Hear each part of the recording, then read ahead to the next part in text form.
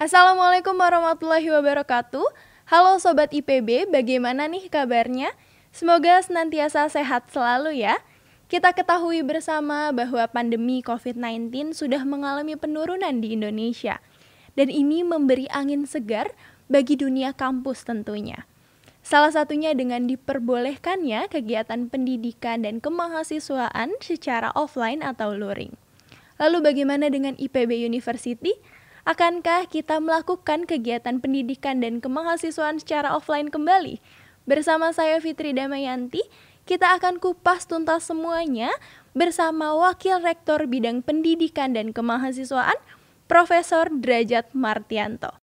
Bagaimana kabarnya, Prof? Alhamdulillah, sehat Mbak Fitri. Alhamdulillah, sehat juga, Prof. Nah, tadi udah saya singgung nih, Prof, terkait kegiatan yang sudah diizinkan perkuliahan secara offline.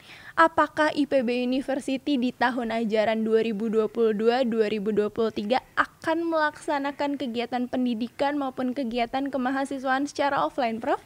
Ya, sebetulnya kan kita sudah latihan Ya. ya. Semester kemarin mahasiswa yang sarjana semester 4 dan 6. Ya. Begitu juga mahasiswa sekolah vokasi dan sebagian mahasiswa magister dan doktor itu sudah luring kan? Ya. Meskipun intensitasnya mungkin belum setiap hari kuliah luring ya. Dan tentu melihat situasi yang seperti tadi disampaikan Mbak Fitri bahwa situasinya kan semakin membaik.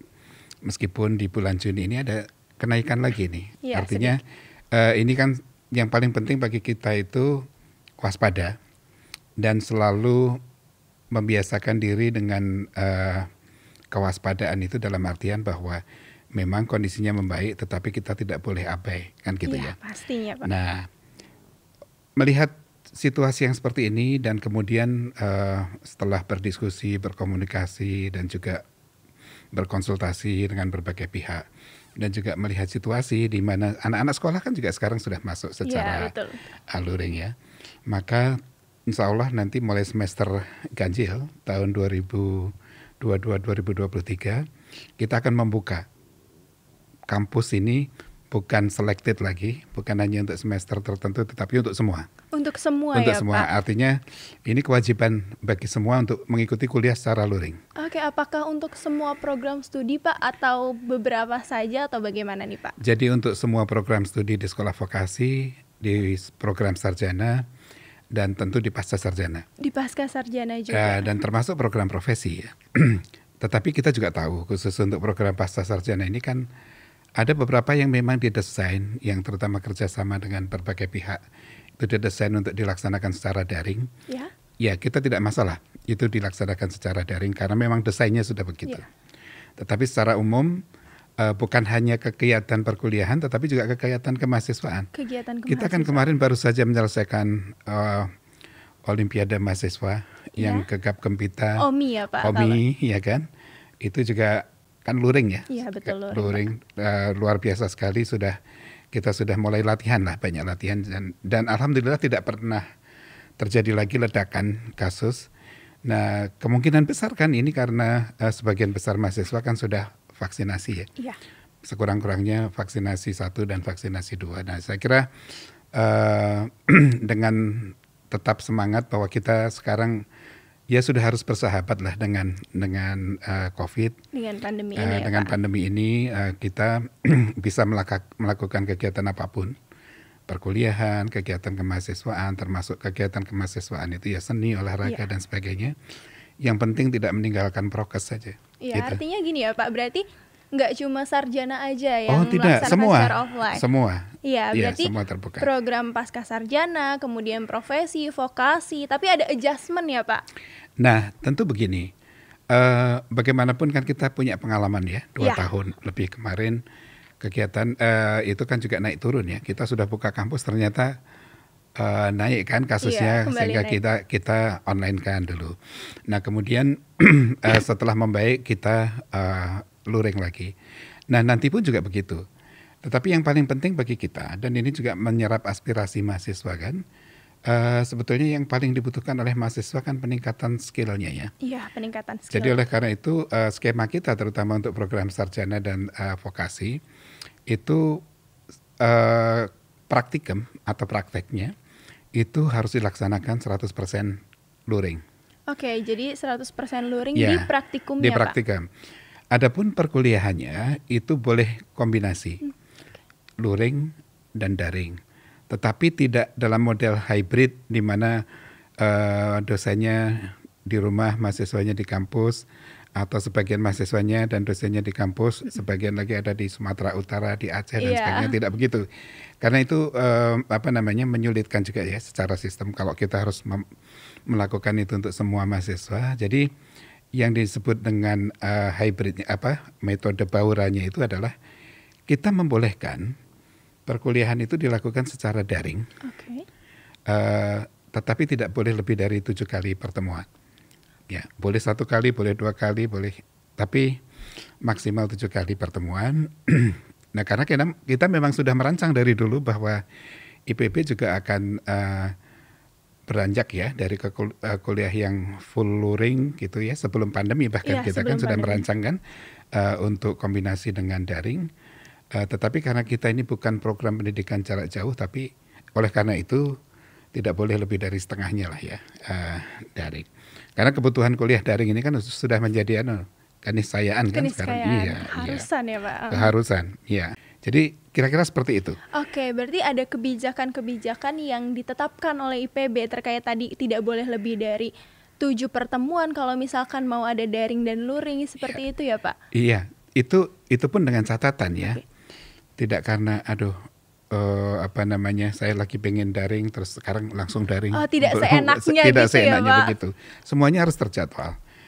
Sehingga di dalam RPS rencana pembelajaran semesternya itu harus jelas pertemuan keberapa yang akan didaringkan. Tetapi kalau untuk praktikum kan tadi semuanya luring ya. Iya, untuk Semuanya praktikum luring. ya. Sehingga mahasiswa juga tahu persis kapan dia misalnya akan luring, kapan akan daring kan untuk kuliah.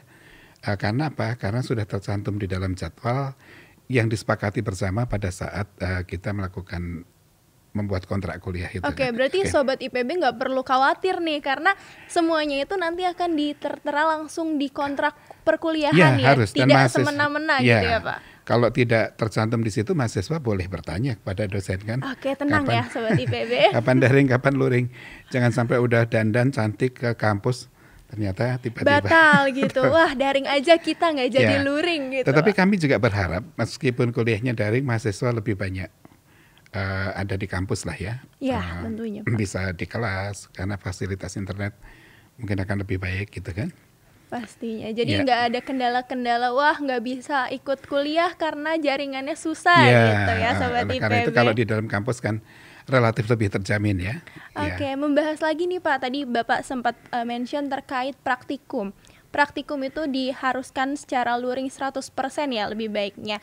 Nah, kalau di zaman saya nih Pak, saya kan tingkat akhir ya, merasakan kuliah offline tuh cuma 1,5 tahun di departemennya. Nah, itu melaksanakan praktikumnya selama 3 jam. Apakah tetap sama Pak atau ada adjustment lagi dari kebijakan-kebijakan yang saat ini? Ya, saya kira ini pertanyaan yang baik ya. Ya. Karena kita semua tahu lah pandemi ini belum 100%. Betul. Ya.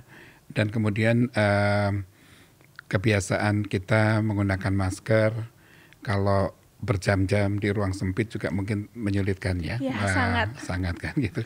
Apalagi ada sambil bekerja dengan mikroskop dan sebagainya. Sehingga kita akan mengurangi jam pertemuan di praktikum sampai maksimum misalnya biasanya 3 jam kita hanya menjadi 2 jam. Nah, apakah kemudian mahasiswa dirugikan dengan pengurangan jam? Kita berharap tidak, karena dosen-dosen ini kan sudah mengembangkan materi-materi praktikum yang daring ya Iya, sebelumnya. sudah. Nah, saya kira itu bisa di-share dulu kepada mahasiswa bisa belajar itu sebelum praktikum dimulai. Sehingga kita berharap lebih efisien dan lebih efektif juga karena mahasiswa bisa masuk ke dalam ruang praktikum sudah dengan pengetahuan ya yang cukup tentang apa yang akan dilakukan sehingga di ruang praktikum, nanti tinggal lebih banyak prakteknya Oke, saja. artinya Gitu. kualitas pembelajarannya tetap sama ya Pak? Iya, tidak boleh pastinya. karena kita tidak boleh mengorbankan kualitas kan gitu. Yes, Dan tentunya. itu menjadi apa ya, sesuatu yang tidak bisa ditawar kan. Kalau caranya kan bisa cara kan bisa Dicari ya Pak, bagaimana baiknya. dimodifikasi. Ya, Ya. dimodifikasi. Kalau ada pengurangan jam, apakah SKS-nya juga dikurangkan Pak? Atau Tentu bagaimana tidak, nih Pak? karena kan kalau kita melihat definisi satu SKS itu kan bukan 1 jam belajar di kelas kan, tapi banyaknya waktu yang dialokasikan untuk learning hours atau apa namanya jam aktivitas. Jadi aktivitasnya bisa di kelas, bisa juga di luar kelas. Kan sekarang justru didorong bahwa mahasiswa lebih banyak mencari pengalaman juga dari luar kelas kan Iya, dengan betul. MBKM itu. Jadi yang dihitung adalah jam aktivitasnya, bukan Jadi, jam dia nongkrong di oh, kampus oke, gitu. tetap Ya. SKS-nya tetap Oh ya iya, Pak? tidak Tetap. karena kan kita tidak menyalahi atau tidak menselisihi definisi itu kan gitu. Yang Ya. penting learning outcome-nya yang tercapai. Ya, learning outcome-nya tercapai. Definisi satu SKS-nya tetap terpenuhi. Wah, Karena itu menarik sekali. Jadi Sobat IPB udah dapat informasi terbaru terkait perkuliahan, praktikum, dan pasti yang penasaran banget lagi Pak. IPB tuh dikenal dengan event masuk kampusnya itu yang luar biasa. MPKMB Pak, MPKMB, MPD, MPF, apakah sudah diperbolehkan secara luring Pak? ya dalam surat edaran yang saya buat, Ya. itu kan kegiatan perkuliahan dan kegiatan kemahasiswaan. Jadi termasuk kegiatan kemahasiswaan itu adalah penyambutan mahasiswa baru. Jadi semua penyambutan mahasiswa baru, baik di tingkat IPB untuk mahasiswa baru, maupun untuk mahasiswa yang dari PPKU mau ke fakultas, departemen, boleh secara luring. Nah, tapi dengan catatan ya, terutama untuk yang di fakultas, ini juga harus terjadwal betul. Tidak boleh semena-mena kakak kelasnya manggilin adik-adiknya gitu kan. Terus kapanpun maunya dipanggilin, tidak boleh. Tetap ada aturannya Harus ya ada Pak? surat dari dekan, harus ada rundown acaranya kapan dan sebagainya. Karena banyak orang tua yang sudah menanyakan ke saya, mungkin juga ke Pak Rektor atau ke dosen yang lain, ini kok anak saya akhir Juli sudah harus ke kampus. Tiba-tiba Ya, dipanggil. dipanggil. Benar nggak IPB membolehkan begitu? Saya bilang kalau tidak ada surat dari dekan atau dari ketua departemen, abaikan aja saya bilang. Oke, Ya. ingat ya Sobat Jadi ingat, IPB. ya panitia harus ingat betul. Jadi panitia atau adik-adik mahasiswa, kalau ada kakak kelas atau panitia gitu ya, yang tidak menyampaikan rundownnya dan surat resmi dari departemen atau fakultas ya, tidak harus diikuti. Oke, saya senang sekali nih Pak. Ternyata MPKMB udah mulai akan offline, pasti Ya, betul. hype-nya akan lebih besar Nah, tetapi lagi. kita tidak boleh meninggalkan kewaspadaan kan, Yes, sehingga pasti. semuanya juga harus tercatat. Karena apa? In case ada kejadian, kan supaya traceability-nya itu terjamin ya, kita bisa melakukan tracer. Kalau sembarangan, gitu kan nggak bisa. Ya, karena Ya. pandeminya masih ada. Iya, Protokol betul. kesehatan Sobat IPB harus Protokol tetap itu dijaga. tidak boleh ditawar, tetap harus Yes, dijaga. betul. Setelah masuk kampus, setelah perkuliahan, ada lagi nih Pak yang khas dari IPB itu asrama. Memang saya kira ini asrama ini suatu yang khas IPB Ya. ya. Di asrama kita ini kan diajarkan begitu banyak hal, terutama pendidikan multibudaya. Nah, kita juga terus terang kemarin kehilangan waktu untuk selama 2 tahun kan ya, hampir 3 tahun tidak ada kegiatan di asrama. Meskipun kita mengkreasikan kegiatan di asrama kan, kemarin ada kamar virtual, tetap Ya, satu masih orang secara dibagi, daring ya, Pak? secara daring ya, meskipun tidak kontak langsung. Tapi saya merasa itu tetap ada manfaatnya. Nah, sekarang kita mulai latihan. Nah, asrama mulai dibuka, tapi dengan catatan. Apa tuh Pak catatannya? Karena kan kita tahu ini pandemi belum selesai. Kalau satu kamar 4 orang, kalau ada yang positif, pasti penyebarannya menjadi sangat cepat. Lebih Ya, cepat. Nah, sehingga kita membatasi dulu. Satu kamar hanya boleh 2 orang. Sehingga ya kalau toh ada penularan, penyebarannya lah paling tidak 50% bisa kita kurangi. Kira-kira kan seperti itu. Pertanyaannya adalah siapa yang boleh masuk asrama? Karena cuma 2 orang ya Pak, betul. 50%-nya itu siapa? Ya 50% itu kan kalau kita punya sekitar 900-an kamar yang bisa kita sediakan. Karena sebagian kamar kan kita punya sekitar 1090-an kamar ya. 1098 atau sekian lah, 1090 lah katakan. Itu tetap harus ada yang kita cadangkan untuk isolasi mandiri just in case kalau nanti ada ledakan kasus. Kita tidak berharap, tetapi kan ini mitigasi ini kan harus tetap kita pikirkan. Ya, faktor risiko harus kita perhitungkan. Nah, dari 900-an kamar kan ada 1.800 orang. Tahun ini kalau itu kita buka jelas pasti akan sulit kita menentukan siapa yang boleh masuk. Oleh karena itu yang kita izinkan masuk di asrama adalah mereka yang paling membutuhkan, dalam artian mungkin paling memiliki keterbatasan untuk kos di luar yang agak lebih mahal gitu kan. Sehingga nomor satu adalah penerima KIP.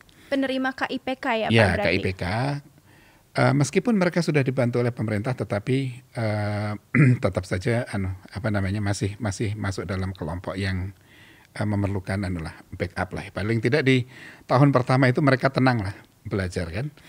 Yang kedua adalah mereka yang mendaftar KIPK tapi tidak diterima. Oke, jadi KIPK dan yang mendaftar KIPK tapi tidak diterima. Mereka akan kita prioritaskan. Karena yang mendaftar itu kan pasti tidak jauh-jauh dari situ ya, dari penerima KIPK sosial ekonominya. Dan dengan dia tidak diterima, sekarang kondisinya malah lebih berat dibandingkan yang menerima KIPK kan. Betul sekali, sehingga Pak. Mereka harus kita prioritaskan juga. Andai kata masih ada sisa ruangan, bukan sisa lah ya, yang ruang yang tersedia gitu, bolehlah untuk yang lain. Nah ini nanti bagaimana pengaturan itu kan diatur secara khusus, ada kegiatan Besti ya. Oh iya, ada Besti, lagi ada Besti sekarang terkait asrama. Asrama, iya, karena itu untuk menjawab pertanyaan-pertanyaan itu. Ya, Bestinya ada di @IPB official ya, Pak. Bisa dilihat lagi di sana. Ibu asrama, Ibu Dr. Ratni. Ya, langsung saja di sana. Ya. Nah, Bapak tadi saya tekankan lagi, berarti di Sobat IPB yang bisa masuk asrama itu yang KIPK, kemudian yang tidak diterima di KIPK, kemudian yang sisanya itu akan diatur kemudian ya. Baik, Pak. Nah, jadi kita pertimbangan utamanya adalah yang paling membutuhkan bantuannya. Yes, yang paling membutuhkan bantuan. Terutama karena kesulitan faktor ekonomi, ya. Jadi transisinya begitu sebelum nanti kita buka secara lebih luas. Wah, saya ikut senang nih akan ketemu adik-adik, sobat-sobat IPB sekalian. Syaratnya sebenarnya apa Pak? Mereka kan harus mempersiapkan nih, wah udah mau offline, mereka tuh harus ngapain aja sampai bisa diterima dan maksudnya bisa berkuliah secara luring, secara aman gitu Pak, kalau dari Bapak. Ya, saya kira begini ya, kebijakan nasional kita kan harusnya setiap orang itu sudah vaksinasi kan. Sekurang-kurangnya 2 kali vaksin. Sobat IPB 2 kali vaksin sekurang-kurangnya. Ya, kita lebih prefer kalau sudah booster kan gitu kan. Nah, oleh karena itu di surat saya tuliskan sudah booster. Karena apa? Ya itu untuk memperkokoh imunitas kita kan ya. Meskipun ya faktanya kita tidak bisa menjamin 100% yang sudah booster pun tidak kena kan gitu. Tetapi itu kasusnya jauh lebih rendah. Nah, kalau ada yang belum booster kan masih punya waktu nih. Ya, masih ada waktu Sobat IPB. Masih ada waktu untuk melakukan booster. Andai kata sudah datang masih belum bisa booster karena kan lain ini di Jawa dengan di luar Jawa dan itu ketersediaan kan kadang-kadang berbeda. Ya, at least 2 kali vaksinasi itu pokoknya datang ke kampus sudah 2 kali vaksin ya. Andai kata nanti kita masih bisa membantu mencarikan program booster, ya kita coba akan carikan. Saya tidak menjanjikan, tetapi biasanya kita melakukan itu. Jadi Sobat IPB yang belum booster mungkin dipersiapkan dari sekarang, tapi kita juga membantu ya Pak? Ya, saya belum bisa menjanjikan. Oke, belum bisa, tapi karena ini upaya ya kita usahakan. Karena kan gini ya, ini kan bukan hanya untuk mahasiswa yang bersangkutan. Kan esensi dari Peduli Lindungi itu kita harus melindungi diri sendiri, tapi kita juga harus peduli kepada orang lain kan. Betul sekali. Dengan cara begitu, ya saling melindungi kan gitu. Ngomong-ngomong soal Peduli Lindungi nih Pak, itu kan salah satu sarana prasarana dari IPB juga yang untuk mencegah terjadinya klaster baru mungkin dari IPB University. Sarana dan sarana apa lagi yang mungkin disiapkan oleh IPB Pak? Ya, yang pertama kan, jadi gini, dalam kondisi seperti ini, kita tidak bisa melimpahkan tanggung jawabnya 100% ke IPB. Karena saya melihat terkadang bukan persoalan fasilitas yang jadi masalah. Bukan hanya apakah kita punya klinik, kita punya ruangan untuk isolasi mandiri tapi persoalan perilaku kan gitu ya. Saya masih banyak menemukan mahasiswa berkerumun kemudian tanpa masker. Ya tidak selalu cuci tangan. Di dalam kampus pakai masker, begitu keluar lupa Dibuka. Masker kan di tempat-tempat ngopi, tempat-tempat ngebakso, tempat-tempat itu. Ya kalau pas makan pasti nggak pakai masker kan. Nah tetapi jadi ini kan kewajiban bersama. IPB juga tidak mau hanya menangani mahasiswa yang positif terus, padahal penyebabnya karena perilaku yang tidak menjaga prokes tadi. Jadi berarti bersama-sama ya. Iya, ini kan kewajiban sama-sama. IPB pasti akan menyediakan fasilitas. Tadi kan saya sudah sampaikan, misalnya asrama A5 itu kan bisa muat sampai 200 orang untuk isoman. Tentu itu kita siapkan. Asrama internasional jika diperlukan juga. Tapi kan bukan itu yang kita harapkan kan. Yang kita harapkan tidak ada kasus. Atau kasusnya sangat sedikit sehingga mudah dihandle.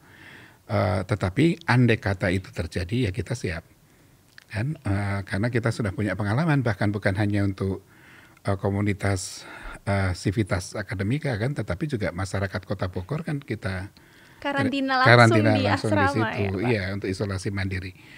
Jadi intinya dari sisi itu kita punya pengalaman, tapi kalau buat kita yang paling penting adalah bukan apakah kita bisa menangani itu atau tidak, tapi kita bisa mencegah itu atau tidak. Itu nomor satu. Baik. Sehingga fasilitas-fasilitas yang ada seperti cuci tangan, pakai sabun, masker dan sebagainya itu harus menjadi sesuatu yang sudah tidak perlu diingatkan lagi lah gitu kan ya. Sampai kucing-kucingan nanti ada UKK dan sebagainya baru pakai menegur, masker. baru pakai masker, udah terlanjur terinfeksi kan, percuma juga kan gitu. Jadi harus sama-sama menjaga Pak. Kalau tidak ada kerjasama, saya jamin sekuat apapun kita menyediakan fasilitas juga tidak banyak manfaatnya. Betul sekali, karena isinya hanya mengobati. Ini kan harus promotif, preventif. Ya kuratifnya ada, tapi jangan mengandalkan pada yang kuratif itu. Ya betul Pak. Lalu apa aja nih Pak? Tadi kan udah sempat kesebut asrama untuk karantina. Selain itu apa mitigasi lain yang dilakukan oleh IPB University? Ya tentu kita punya kerjasama kemitraan dengan rumah sakit. Untuk mahasiswa-mahasiswa yang kasusnya berat, bukan hanya mahasiswa Civitas ya. Itu tentu harus kita rujuk ke rumah sakit kan. Ya kita punya kerjasama dengan beberapa rumah sakit untuk luar itu. Luar biasa. Ya, tetapi sekali lagi itu nggak akan ada gunanya. Tidak diharapkan dan tidak ada gunanya kalau kita tidak menjaga diri kita sendiri. Kalau tidak menjaga diri kita sendiri itu artinya kan tidak peduli sama diri sendiri. Peduli sama diri sendiri pun tidak, apalagi terhadap orang lain kan. Ini yang kita tidak inginkan. Mahasiswa kan mestinya tidak begitu. Ya betul. Ya. Terima kasih banyak Pak Derajat, Pak Profesor Derajat atas penjelasan luar biasanya terkait perkuliahan dan aktivitas kemahasiswaan yang akan dilaksanakan secara offline ya Pak. Insya Allah. Baik, saya izin tutup terlebih dahulu. Silakan. Sobat IPB, dengan diperbolehkannya kegiatan kuliah, praktikum, dan kegiatan kemahasiswaan secara offline, kita harus tetap menjaga protokol kesehatan demi kebaikan kita bersama. Semoga tayangan ini bisa bermanfaat. Terima kasih telah menyaksikan tayangan ini hingga akhir. Saya Fitri Damayanti pamit undur diri. Wabillahi taufiq wal hidayah. Wassalamualaikum warahmatullahi wabarakatuh.